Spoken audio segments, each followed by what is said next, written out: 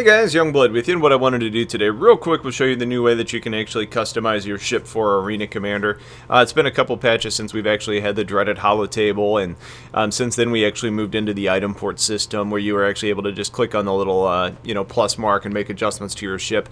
Now it seems like we're actually making a step towards what we're going to see long term. I would almost like to think of this as like holo table 2.0, but if you come into the Arena Commander menu, you're going to notice this button right here, Ship Customization. You can click that and you're going to be presented with this screen, and from here you can select your ship from the little button in the bottom right. So let's just pick something at random. How about an Aurora LN? The ship's going to populate, and what you end up with is a kind of the wireframe model, and what we really start to see is what looks to be a combination of the holotable assets as well as the item port system, because you can see it's basically what you would see in the hangar, but you get the ability to flip your ship around, look at it from different angles. You also end up having these different categories up here that you can select. So if nothing is selected, you basically get everything. If you actually want to just say, alright, I want to focus on just changing my guns, and the Aurora has 4, you've got 2 here and 2 down here, you could just select gun, and you're going to have the options that are available to you to actually make a change. So you can click on it here, or you can click on it here.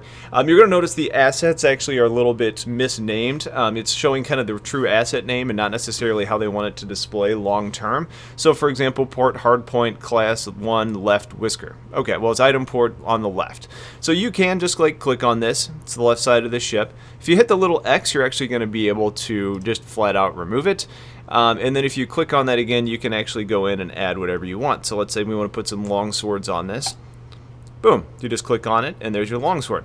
Now where this becomes a little bit of a problem is right now there's no indication that it's already equipped. So right now you can see we actually equipped this first one, but if you kind of forgot which one you clicked, or you just grabbed one at random, like let's say there's a bunch of different ones that are listed and you kind of just didn't select, it's going to pull it off and put it over here. So unless you're paying attention, it's going to be really easy to get into combat without actually having both weapons equipped. So if you're going to be changing multiple ones, for the time being, I would just say, just know you're going to hardpoint 1 for the first one, hardpoint 2 for the second one, and it's just going to help to keep you a little bit more straight as far as that's all concerned. But this really does seem to be kind of the step as far as, or I guess the way that everything's going to be progressing. Different ships have different options up here. So turret, gun, ammo box, missile, ordnance, paints. I think we're eventually going to see things like shield, cooler, power plant, etc. It's just not in place today. You can change out your missiles, for example. So right now we've got this hard point up here where you've got your missiles. You can click here and actually change out what you want to be on that hard point. Now that right now is going to be your missile rack, for example. So you can see it highlighted in green. But if you actually want to change the ordnance, you can do that by clicking obviously on ordnance, and since this is a quad rack, you have 4 different options as far as what you can change. So it is pretty intuitive. Kind of just navigating around is a little bit different. I would suggest that you go in and play with it, because it is going to become how you're going to change your ships, and I think this is something that's eventually going to integrate into the mobiGlas platform. And then I guess just one last note would be, under turret, you're also going to see things on different ships. Like, it's not just going to be like the ball turret on a Hornet. It's also going to include things like gimbals, for example. So I would just kind of suggest for the time being, until this becomes a little more clear cut, just click on what you actually want to change, because it's going to be a little bit easier and faster to actually make it happen.